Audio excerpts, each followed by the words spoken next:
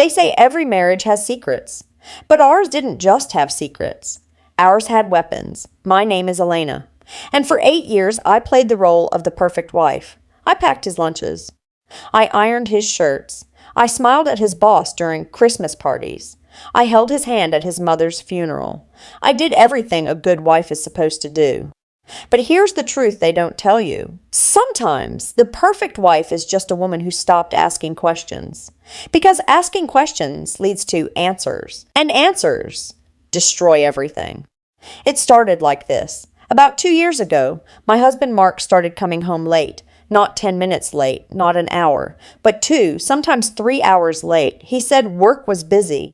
He said his boss was demanding, and I nodded. I smiled. I said, I understand.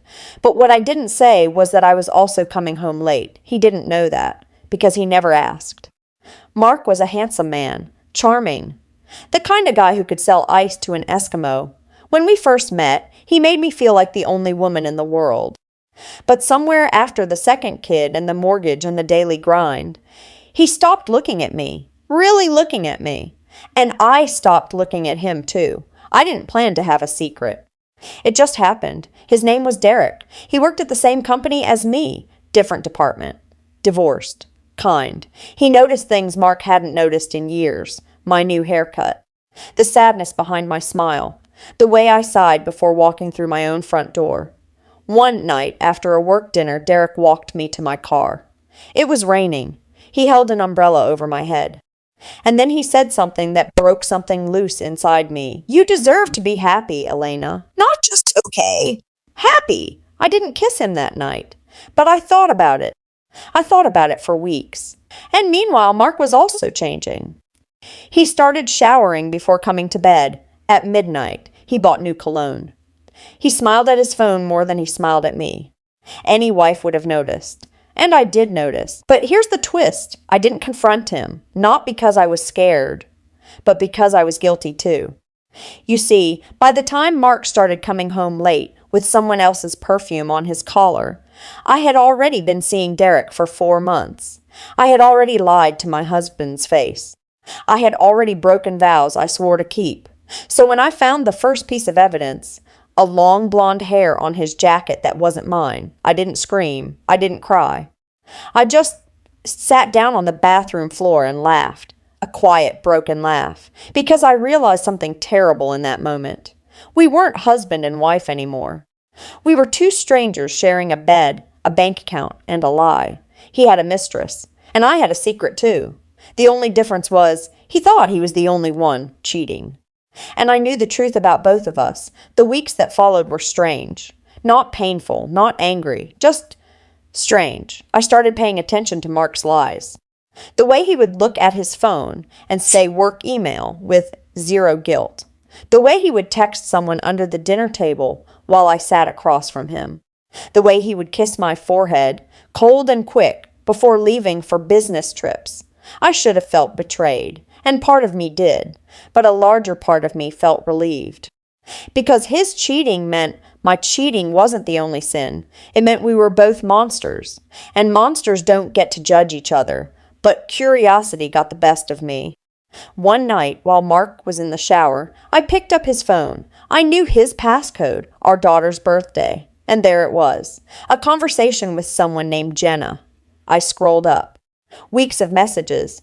I miss you. When can I see you again? She doesn't understand me like you do. The same script cheaters have been using for centuries.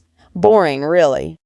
But then I saw something that made my stomach drop. He had been giving Jenna money, not just dinner money, thousands of dollars, from our joint savings account. The account I had been contributing to from my salary. The account meant for our children's college. He was funding her life, while I was buying generic cereal and reusing plastic bags. That night I didn't sleep. I sat in the dark living room and thought about my own secret. Derek, the lunches, the late nights, the hotel room we had booked twice last month. I had been careless, too. I had used our joint credit card for one of those hotels by accident. Mark never noticed, because Mark never looked at the statements. He was too busy looking at Jenna. So here we were. 2 cheaters. 2 liars, 2 people who had destroyed their marriage long before either of them said, "I want a divorce." I decided to meet Jenna, not to confront her, not to fight, just to see her face. To understand what my husband had traded us for. I found her on social media, 28, blonde, a fitness instructor, photos of her in bikinis and holding green smoothies. She looked young. Not smarter than me, not prettier, just younger and less tired. I messaged her from a fake account and said I was a potential client. We agreed to meet at a coffee shop. The day before that meeting, Mark sat me down at the kitchen table. He looked nervous, sweating. He said we needed to talk. "Alina, I haven't been honest with you. My heart didn't race."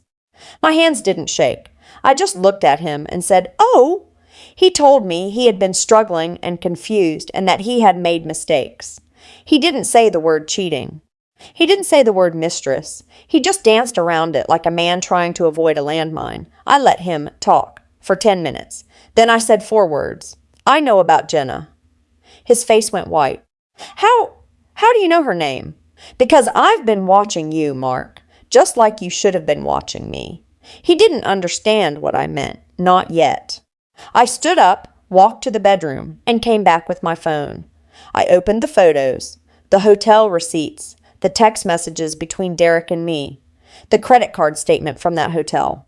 Mark stared at the screen, his mouth opened, then closed, then opened again. You've been cheating too? For 6 months, I said. And before you get angry, remember that you started first.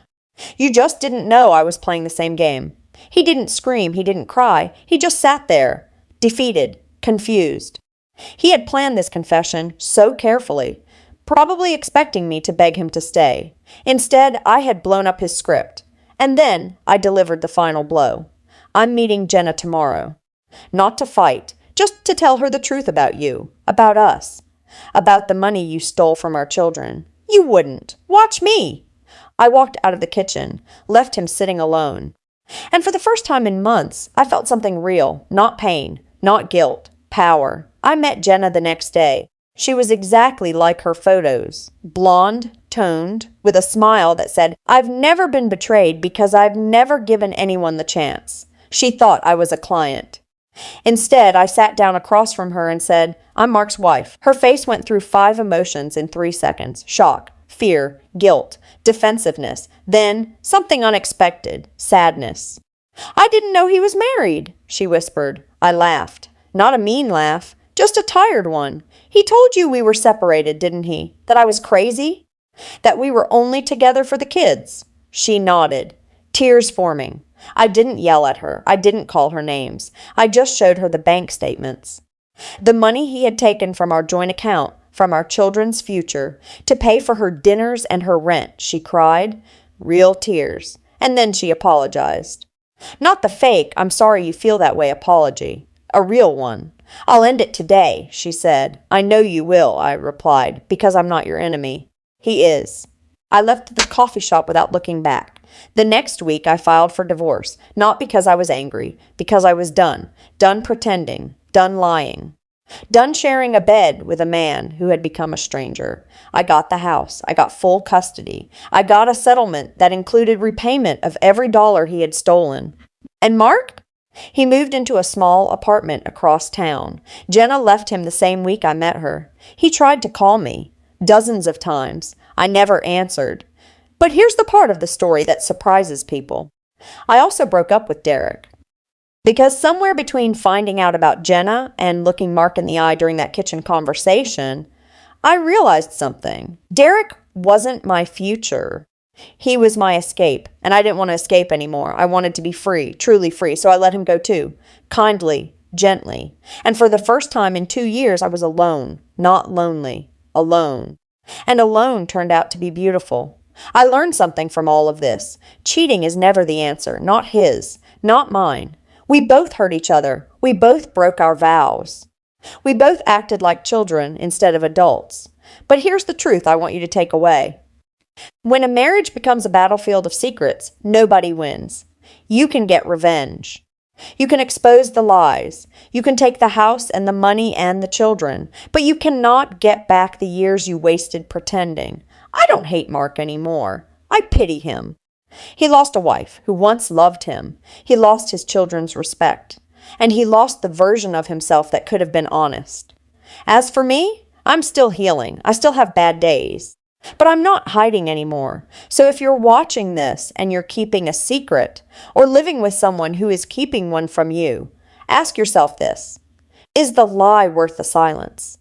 Because the truth will come out. It always does. The only question is, will you be ready to face it? I was. And it set me free.